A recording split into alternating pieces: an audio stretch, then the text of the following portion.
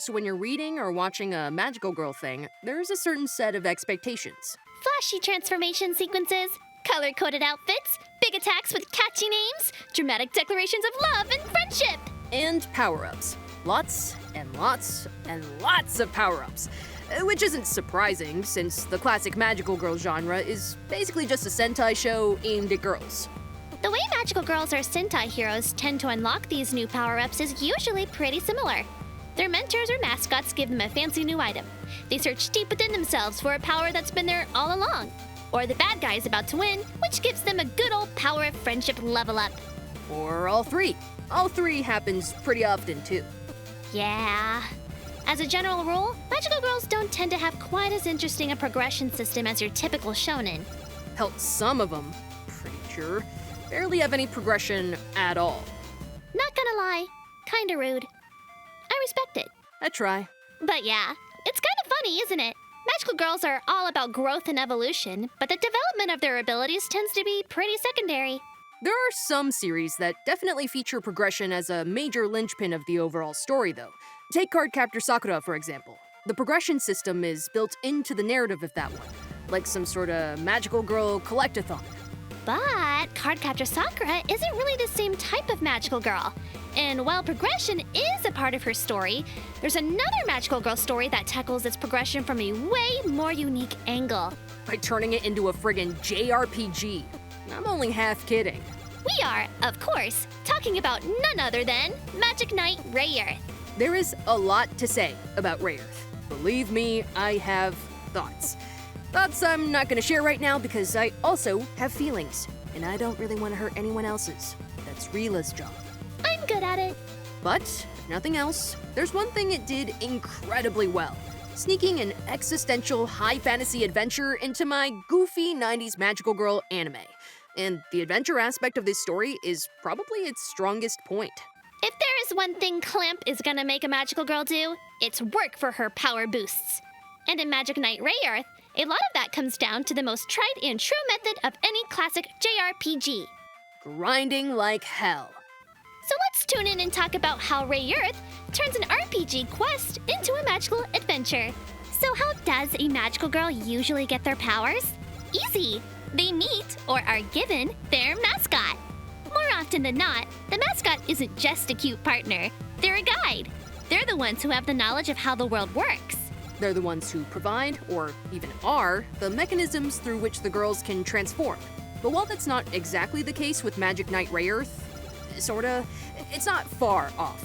Remember, this is basically just a long RPG quest, and RPG quests have quest givers. In an ordinary fantasy story, you'd have a mentor character like an Obi-Wan or a Gandalf. Someone who travels with you for a while, teaches you everything you need to know, and usually helps train you in your abilities. But this is a JRPG, so yeah, you're not getting one of those. They would've, but Clef, well...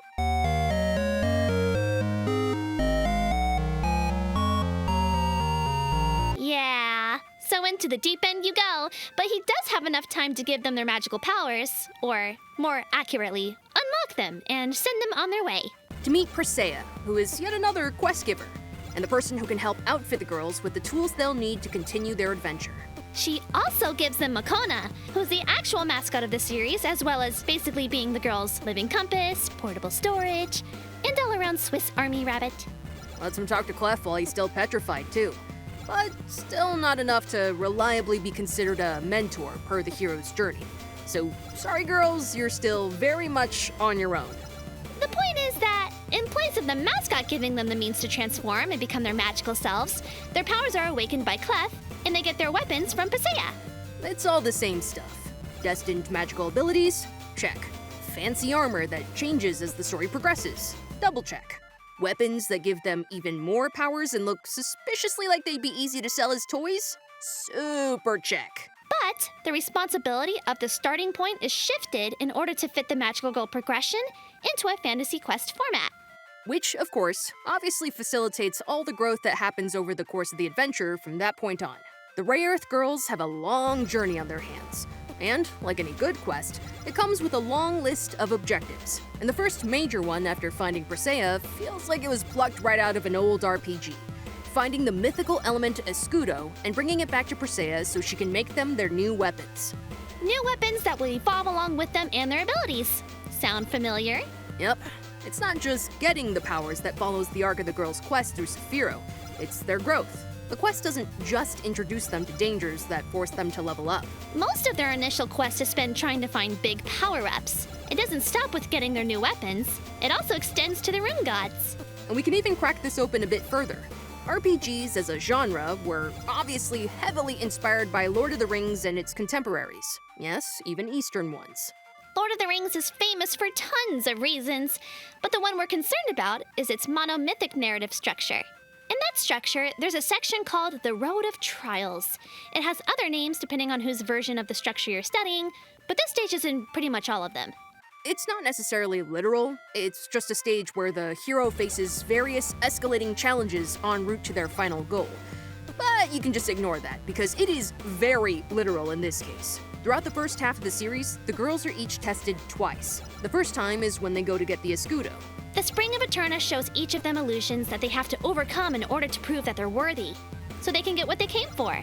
And the second test, for each girl, is given to them by their respective rune gods. In that case, they're confronted by some enemy at pretty much every rune god site, and the girl whose rune god they're at is isolated from the others. The rune gods even say it's a trial, a test to see if the girls have the character necessary to be the legendary Magic Knights and use the rune god's power. Each of these tests ends in some sort of power-up. After dealing with the Lake of Eterna, the girls get their new evolving weapons. And each time the girls unlock a rune god, their armor and powers evolve.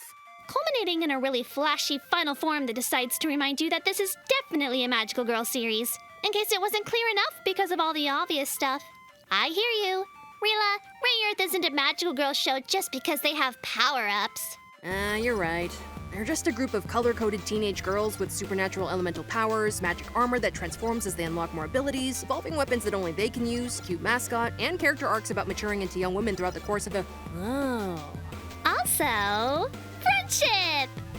What, you thought you'd get out of a Magical Girl show without us bringing this up at least once? This is the most obvious one, right? In an RPG, how do you get stronger? By leveling up. Now, Rayearth doesn't literally have a level up mechanic or anything, though to be fair, if it came out today, it probably would. The absence of one is actually kind of genius though, because it still has the feel of a level up mechanic.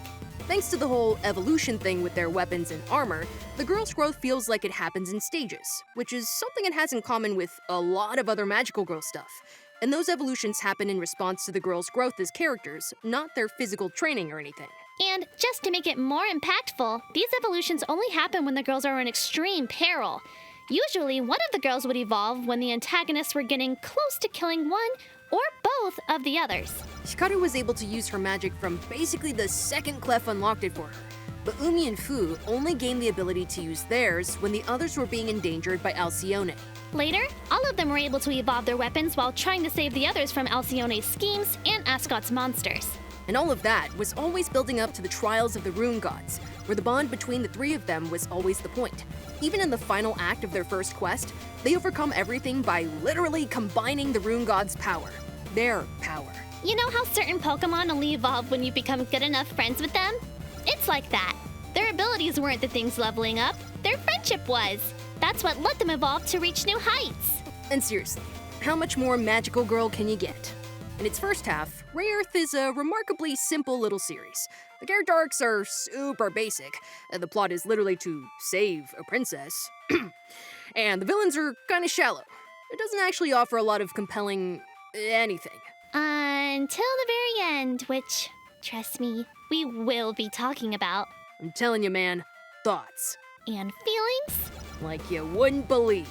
But seriously, as much as it might sound like damning praise, I think the first half of the series is successful in its simplicity, because it takes the beats we've all come to expect from a Magical Girl series and applies them in a way that's transformative while still being pretty recognizable. A good genre blend is hard to pull off. I think it comes down to really understanding what makes both genres work. Adventure is really, really good for that, because it's already built around a structure that's really straightforward. It can carry itself. You just need to figure out how to apply the other genres within its structure.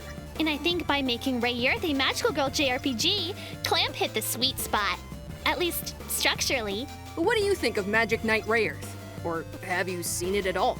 The remake is right around the corner, so you better expect us to come back to it soon. I'll admit, I'm wondering if they'll actually change anything. Guess we'll find out soon.